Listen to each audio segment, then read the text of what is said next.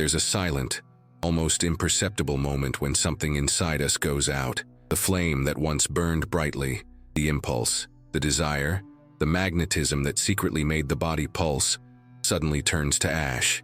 You awaken and realize you no longer feel anything. Touch has lost its warmth. A gaze has lost its invitation. The world, once full of vibration, now seems like a still landscape, and it is in this emptiness that revelation begins. Carl Jung said that desire is not just a biological instinct, but the breath of the soul. He called it libido, not in the narrow sense of sexuality, but as a vital force, the impulse that animates all forms of existence. When this energy falls silent, when the body ceases to vibrate and the heart becomes indifferent, it is not the flesh that becomes ill, but the spirit that protests. The unconscious, silent guardian of unspoken truths, pulls the emergency brake on life. There is something deeply unsettling about this realization. What does it mean, after all, to lose desire? Is it simply fatigue, routine, an excess of tasks, or something much deeper, a sign that the path we are on is no longer ours? Jung observed that the loss of vital impulse is a form of symbolic communication. The soul speaks through absences, and the disappearance of desire is perhaps its most eloquent cry. When life loses its flavor, when the body refuses to vibrate, it is because the true self is being suffocated by an existence that no longer represents it. How many times have you felt this emptiness and tried to silence it with distractions? How many times have you sought a physiological explanation, an external culprit, a quick fix for what was actually a cry for rescue from the depths? Jung saw in this the drama of modern man, the desperate attempt to medicate the soul with remedies for the body. Sexuality, he said, is the most sincere language of the unconscious. Everything we desire reveals what we fear to face, and everything we fail to desire shows how far we have distanced ourselves from ourselves. That's why the disappearance of desire is never an accident. It's a summons. The unconscious whispers, "If you don't listen to what you really want, I will stop you from wanting anything." There is something terribly beautiful in this paradox. The libido, by disappearing, protects the spirit from degradation, recedes like the tide receding before the great wave, preparing the ground for an inevitable transformation. Think about the moment you felt most disconnected from everything. Perhaps it was a meaningless job, a soulless relationship, a routine that repeated the same gestures until exhaustion. Your body, saturated with falsehood, ceased the impulse of desire. It was the unconscious trying to break a pact of lies. Jung believed that every loss of libido is, deep down, a call to authenticity, a request for life to recover its original truth. But this truth is not easy to face, because when the soul decides to speak, it does so with symbols and premonitions, never with comfort.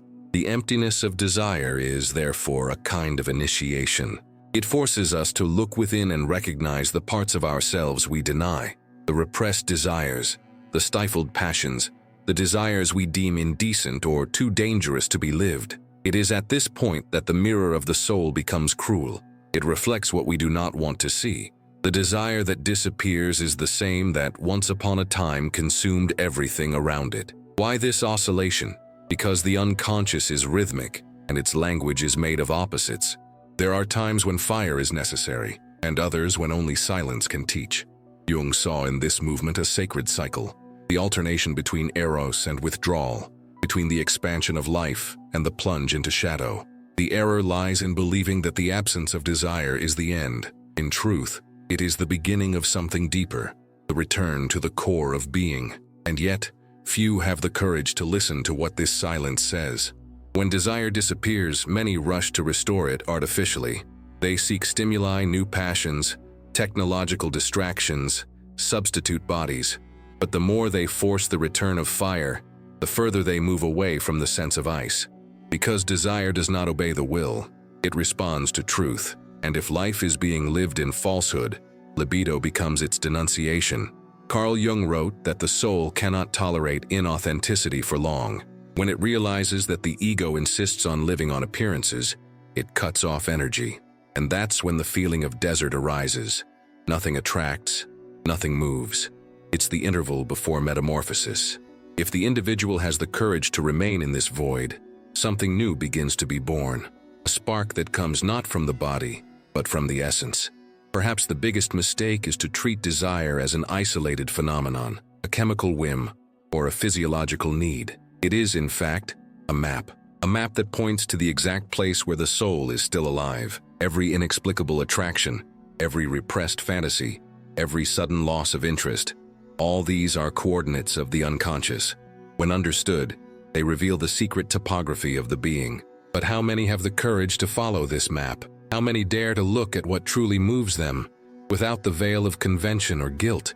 Jung said that confronting desire is the first step toward individuation, the process by which human beings cease living under masks and begin to become whole.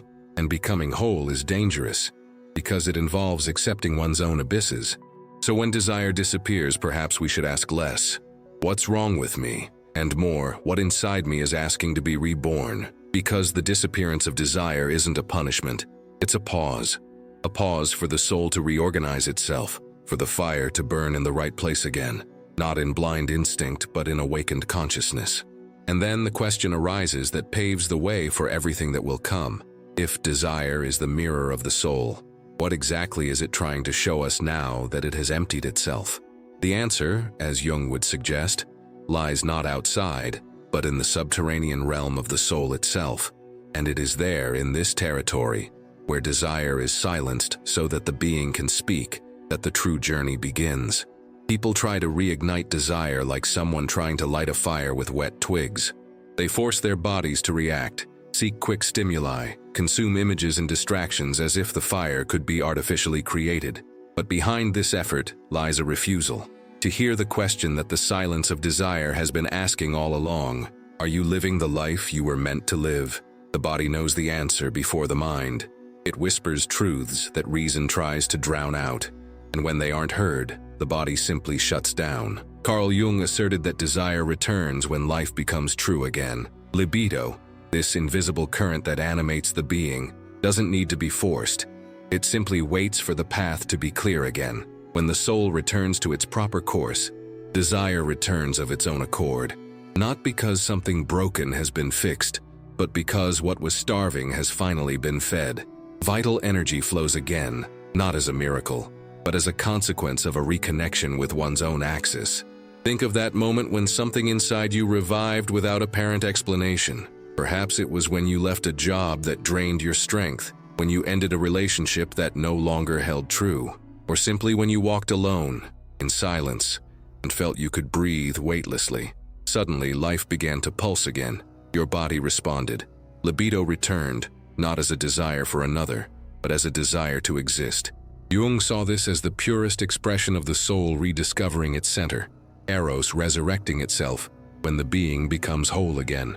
But the return of fire brings with it something unexpected. It doesn't arrive clean, nor tamed. It emerges laden with images, sensations, and above all, fantasies that disconcert us. And that's where the real challenge begins. What do we do when reborn desire brings forth visions that frighten us? When pleasure seems to harbor an uncomfortable secret, a shadow that insinuates itself between what we feel and what we believe to be? Jung said that every fantasy is a coded message from the psyche. It's not about perversion, but about revelation. The images that excite us are not accidental. They are symbols. They translate, in body and emotional language, what consciousness has rejected. The mind may deny it, but the unconscious insists. Everything that is repressed seeks a way to express itself, and it does so through the most intimate channel, desire. Observe yourself honestly. If you're someone who lives in control, always rational, careful, and responsible, perhaps your secret desires involve losing that control completely.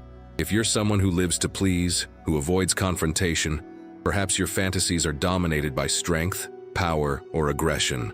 These images aren't just about physical acts. They represent psychic energies that your consciousness has tried to bury. Desire, then, becomes the theater where the unconscious performs everything you've forbidden from appearing in the light of day.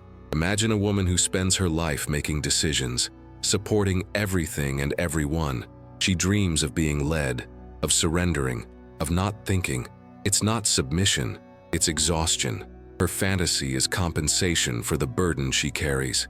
Or a man who, suffocated by expectations, imagines scenarios where he's in charge, where strength and dominance restore the sense of presence he's lost. It's not arrogance, it's a need to reconnect with one's own power. Jung saw these contrasts as the unconscious's search for balance.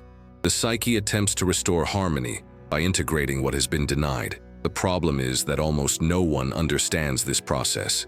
People feel ashamed of their fantasies. They think that what excites them makes them bad, immoral, broken.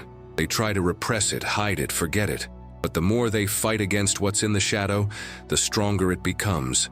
Jung warned, rejecting the shadow is feeding it. It grows in the darkness, waiting for the moment to manifest itself in a more intense and uncontrollable way. And this is exactly what we see in everyday life. People who repress their desire until it explodes in a destructive, excessive way, or simply transforms into total apathy. When libido energy cannot find a conscious channel, it seeks underground outlets. It disguises itself as anxiety, addiction, anger, or sadness. Everything that was denied returns, but masked. The shadow always finds a way. Carl Jung called this dynamic psychic compensation. The unconscious tries to balance what the conscious exaggerates. The more you try to appear one way, the more your unconscious creates the opposite. This is why seemingly calm people can harbor fantasies of violence. Religious people can dream of transgression. Submissive people can desire dominance. There is no contradiction in this. There is humanity. Desire is the territory where opposing parts of the being seek reconciliation. But for this reconciliation to happen, we must look at desire without moralizing, without fear. What is it really trying to express? What aspect of your nature have you blocked off to the point where it needs to express itself in this way? Jung would say that every fantasy is an attempt at integration, a request for the self to accept more of itself. It's not about fulfilling the fantasy, but about understanding the energy behind it. Because the act itself isn't the point, it's the symbol. This understanding changes everything. Desire ceases to be an enemy to be controlled and becomes a master to be listened to. It reveals where there is imbalance, where there is deception, where the soul craves integration. But there is a danger here, a subtle abyss, confusing the symbolic with the literal. When the individual clings to the form of the fantasy and not to its message, they lose their way. It's like worshiping the flame and forgetting what it illuminates. The unconscious doesn't want you to experience the act. It wants you to understand what it represents. And perhaps it is at this point that desire becomes truly sacred, because it ceases to be merely a physical impulse and becomes the thread that connects the conscious self to the mystery that inhabits it. It is a force that, if properly understood, leads to wholeness. But if denied, it becomes shadow and destruction. Jung saw in this paradox the essential drama of the soul. The same fire that illuminates can burn, yet there's a silent promise hidden in all this. If desire is a message, it's also an invitation. Following its clues is walking toward the center of oneself. Every frightening image, every disturbing impulse is a door, and every door, if opened with courage, leads to a new level of consciousness. But what happens when desire, now understood, begins to point not only inward, but toward the other? When the encounter between two beings awakens something that seems to transcend the body and touch the sacred. What is born when desire ceases to be merely a mirror and becomes a bridge? It is at this threshold between the human and the eternal that the journey will continue. There's a moment after pleasure when the silence becomes almost unbearable. Breathing slows, the body rests, but something inside seems to fall into an abyss.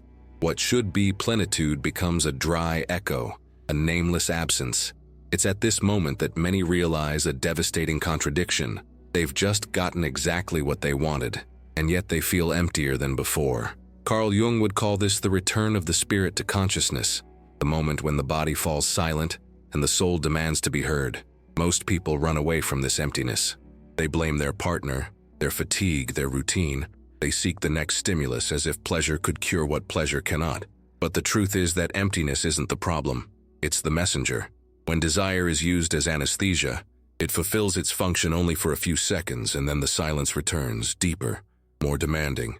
Jung would say that the emptiness after pleasure reveals a confession the unconscious is trying to make. The body has been touched, but the being has remained untouched. Is this what we call loneliness? Not the absence of another body, but the absence of soul in the encounter. How often do we seek, in the touch of another, a confirmation of existence that could only come from within? It's disconcerting to realize that what we call intimacy can sometimes be nothing more than a sophisticated disguise for escaping from ourselves. Humans have discovered ingenious ways to avoid confronting their own emptiness. Among them, the most subtle is to transform pleasure into medicine. In the moment of ecstasy, thought ceases, doubts are silenced, and time loses its shape. For a brief moment, we cease to exist as fragmented individuals and experience the illusion of wholeness. But when the body is free of pleasure, the mind returns, and the soul, hungry, realizes it has been deceived. Physical pleasure cannot fulfill the spiritual. Why then do we keep repeating the cycle? Why do we insist on seeking meaning where meaning never existed? Perhaps because the absence of meaning is more frightening than any mistake. Jung understood sex as one of the purest expressions of creative energy. But he warned, when this energy is diverted from its purpose of expansion and used only for escape, it turns against those who manipulate it. Pleasure, which should be a source of life, becomes a drain on vitality. Have you ever noticed how there's a difference between pleasure that energizes and pleasure that drains? There are encounters that leave us more alive, more awake, lighter, as if the body were merely a means for something greater to manifest. And there are others that leave us heavy, distant, melancholic. Jung would say that the former occurs when libido is in harmony with the self, and the latter when it is used to hide a wound that refuses to heal. But what, after all, are we trying to hide? Is it the fear of insignificance? The fear of not being wanted, of not being seen, of having no value outside the reflection of another? How often does touch become a search for validation, a silent plea for someone to prove to us that we exist? The body craves pleasure, but it is the soul that cries out for meaning. There's something deeply symbolic about this emptiness that follows climax. It's as if the unconscious, after allowing the energy to be released, asks, "And now, what's left of you without desire?" This question is brutal, because it reveals how much we depend on arousal to escape self-awareness. It's a mirror that shows us that, often, we don't desire the other. We desire not to think. Imagine someone who, after an intense encounter, lies next to another and feels a strange distance. There was no rejection, no conflict, just an absence. The pleasure fulfilled its physical promise, but the spirit remains adrift. The touch has not reached the soul. This scene is more common than one might think. Jung saw in it a portrait of modern man, surrounded by stimuli but orphaned by meaning. What if the true purpose of desire were not to satisfy, but to reveal? What if physical pleasure were merely a rehearsal for a much deeper pleasure, one born from the encounter between two awakened consciousnesses, not two bodies in flight? The post-pleasure void would then not be a punishment but a reminder. It reminds us that eros, when reduced to instinct, loses its soul. There's something almost sacred in recognizing that the body doesn't lie. When it feels drained, when pleasure turns to exhaustion, it's because the flow of libido has been misdirected. Jung asserted that the soul's energy seeks expansion, and every time it's used for escape, it turns against us in the form of apathy, boredom, or guilt. The body warns when the soul is being used as an instrument. Spiritual fatigue is the signal. But there's a disturbing detail. Not all emptiness is a symptom of error. Sometimes emptiness is the open space for the new to be born. When pleasure can no longer deceive us, something within begins to awaken. It is at this point that human beings approach a crossroads. Should we continue seeking anesthesia or endure the silence until true desire, the one that comes from the soul, not instinct, reveals itself? Carl Jung believed that reconnecting with true eros only happens when the individual reconciles with their own unconscious, when they understand that desire is not an end, but a gateway. Sex ceases to be a refuge and becomes a ritual. Pleasure ceases to be an escape and becomes an offering. And that's when emptiness transforms into gestation. But how do we cross this boundary? How do we transform the impulse that so often serves as an escape into a force that leads to awareness? And what happens when two people, both awakened to this understanding, meet and recognize in each other not just a body, but a mirror of totality?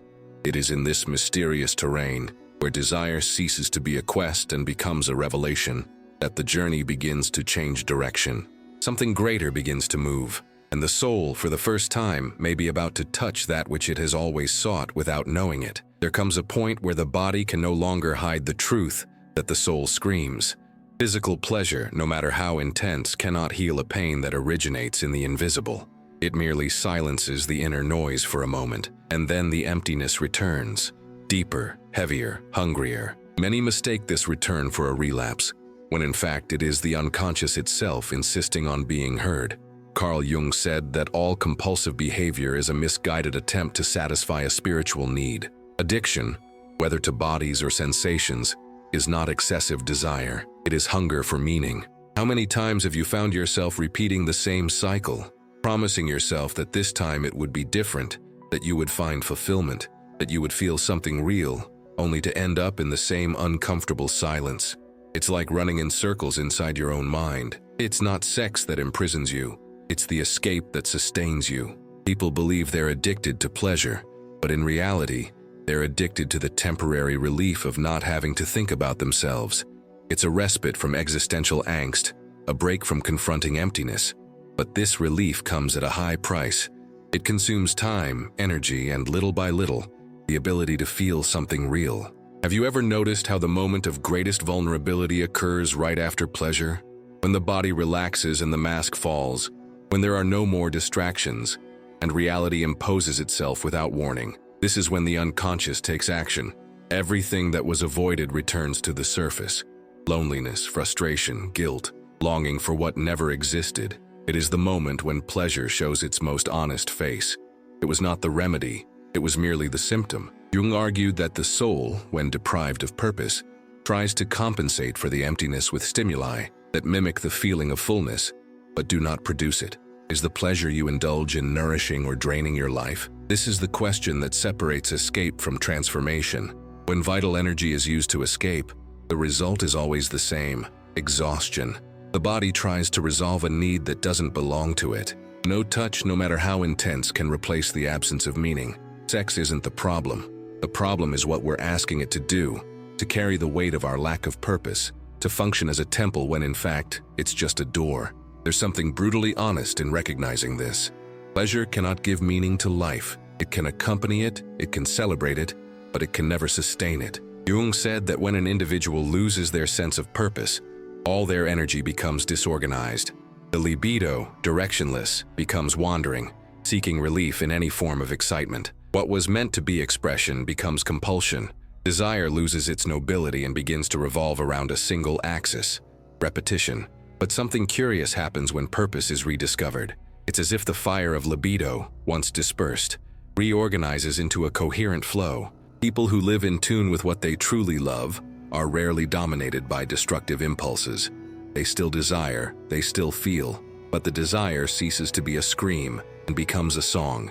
The impulse ceases to consume and becomes creative. Jung called this the transmutation of psychic energy, the passage from raw instinct to creative expression. Think of a time in your life when you were completely absorbed in something meaningful. Maybe it was a project, a cause, an art form, something that made you lose track of time. In these moments, the energy that previously sought relief finds direction. Sex continues to exist, but it loses its sense of urgency. It's no longer the only channel of vitality. It's one of many. When life has purpose, the body calms down because it doesn't need to prove its existence at every moment. Have you ever noticed how, in these moments, desire changes nature? It ceases to be a demanding impulse and becomes a shared force. It ceases to want to possess and becomes a desire to express. Jung said that libido, when integrated, stops seeking pleasure and starts seeking meaning. The body becomes an instrument of the soul, not its substitute. Perhaps the turning point lies in understanding that sexual energy was never about pleasure, but about presence. It is the concrete manifestation of the creative force of life, and when the individual does not consciously direct it, it dominates them. Uncontrolled sex, addiction, post-pleasure emptiness, all these are distortions of an energy that, in its essence, is divine. The problem was never desire. The problem is not knowing where desire is pointing. Carl Jung observed that, upon discovering a true purpose, human beings experience an immediate transformation in the way they experience desire. It continues to exist but now serves something greater. The body, once a battlefield, becomes a sanctuary. Energy that was once dispersed in endless pursuits becomes focused on creation, be it art, love, service, or the simple act of fully existing. But there's a question few dare to explore. What happens when a found purpose collides with a desire yet to be understood? When the soul awakens, but the body still bears the scars of past escapes? How can we unite the impulse that seeks transcendence with the flesh that still fears silence? It is at this point of friction, between the spirit that wants to ascend and the instinct that wants to remain, that the true mystery begins. The next step will not be about the body or pleasure, but about the alchemy that occurs when both cease to be opposites and become instruments of the same truth. There comes a point in life when the body screams what the soul has been whispering for years. When everything around us becomes arid, when work suffocates, when relationships lose meaning, sexuality becomes distorted. It becomes refuge or desert, compulsion or silence. It's as if desire tries to compensate for the lack of meaning, seeking in pleasure a spark of life that everyday life has stolen. Carl Jung said that when existence loses purpose, libido seeks new channels. If it can't find any, it becomes compressed. The result is predictable. Either it explodes in excess or it fades away. Think of people trapped in jobs that drain their strength. They wake up tired, return home exhausted, and within them grows a hunger for something they can't even name. This hunger manifests itself in the body. Some seek in sex the vitality that work has robbed them of. Others lose desire completely, as if their subconscious has shut off their energy to spare them the exhaustion. In both cases, the problem is the same. The vital flow has been diverted from its purpose. Sexuality loses its purity when it is used as a substitute for life. But there's a harsh and liberating truth. If sex is the only part of your life that feels alive, then the rest is dying. The psyche tries to feel what everyday life doesn't allow.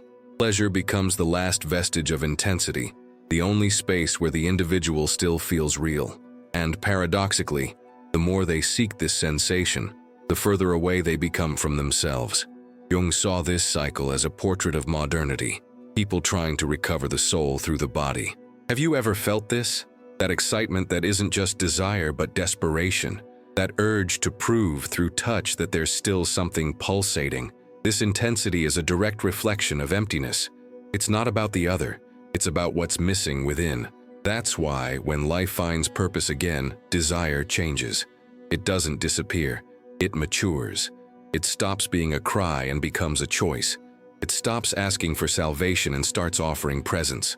Sex, once a compulsion, becomes a celebration. Carl Jung observed that people involved in something meaningful, art, creation, service, study, true love, experience a silent transformation in their sexuality.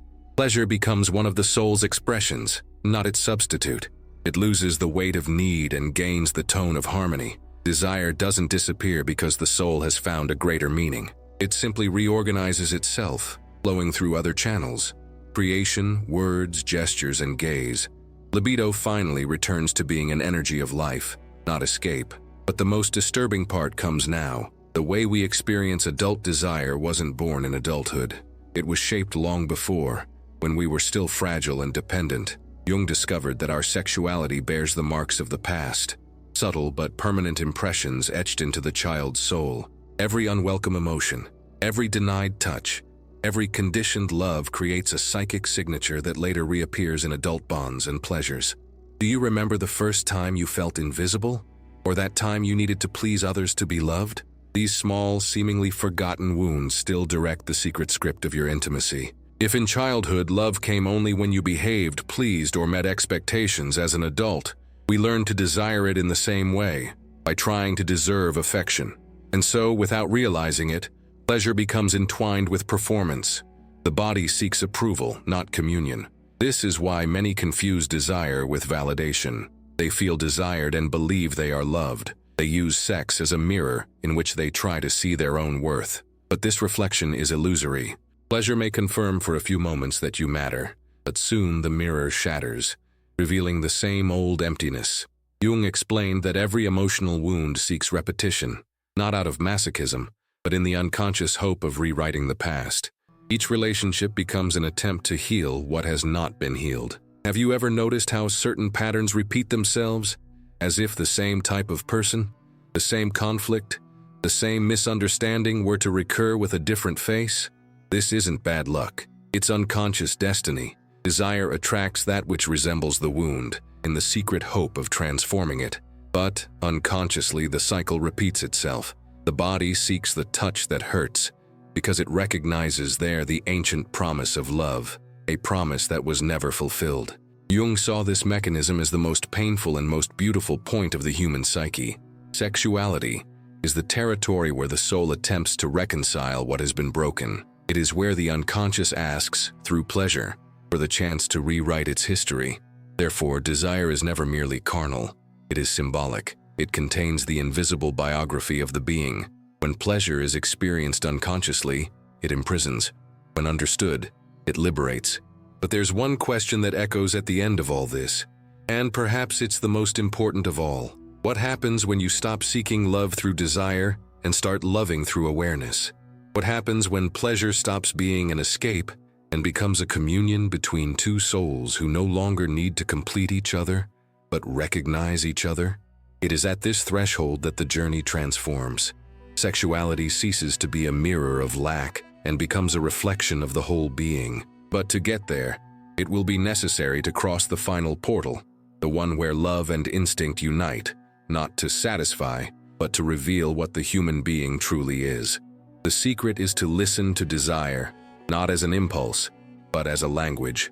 Everything you feel, everything that excites or repels you, everything that repeats itself in relationships and silences, is the unconscious trying to speak to you. Carl Jung said that the soul expresses itself through symbols, and sexuality is one of the most direct and honest. When you allow yourself to observe your patterns without guilt, haste, or judgment, you begin to realize that they are not there to shame you, but to guide you. The body holds the history of your soul. Each impulse is a trace of memory trying to be recognized, understood, and reintegrated. This is how transformation begins, not through control, but through awareness. Desire doesn't need to be fought or obeyed, just understood. When you truly listen to it, it shows the way back to wholeness. Pleasure ceases to be anesthesia and becomes prayer. Intimacy ceases to be a battlefield and becomes a space for healing. Touch, once used to escape from yourself, becomes the gesture that reconnects you to what is most true within you. The unconscious, once illuminated by awareness, no longer needs to repeat itself. But this requires courage.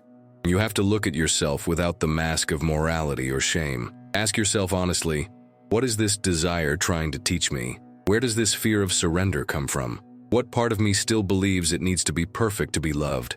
These questions are portals. When you walk through them, something inside begins to reorganize. The body, which previously reacted instinctively, begins to respond to the soul.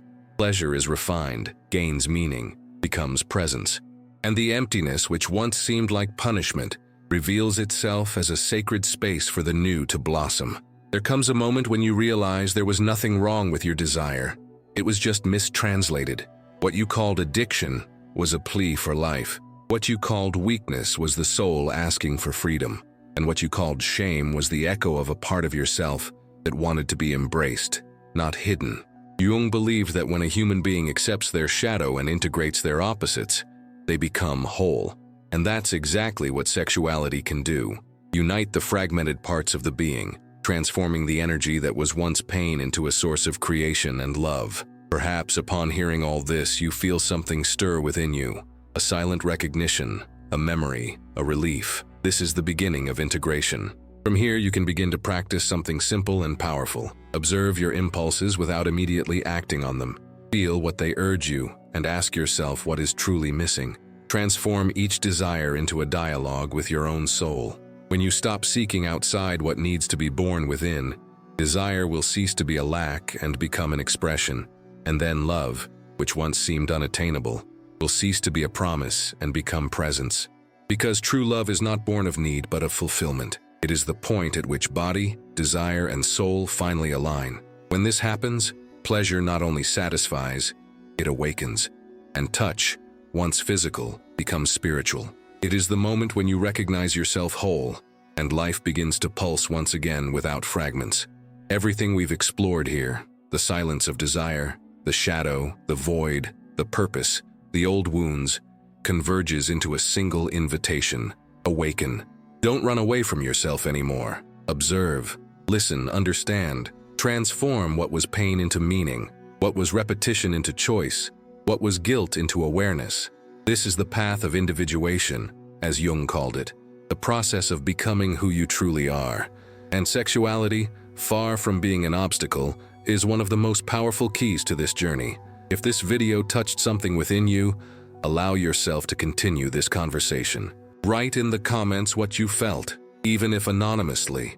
Share your reflection, your question, your insight. Every truthful word can inspire someone still in the dark. And if you want to follow me on this journey of self-discovery and transformation, like this video, subscribe to the channel and turn on notifications.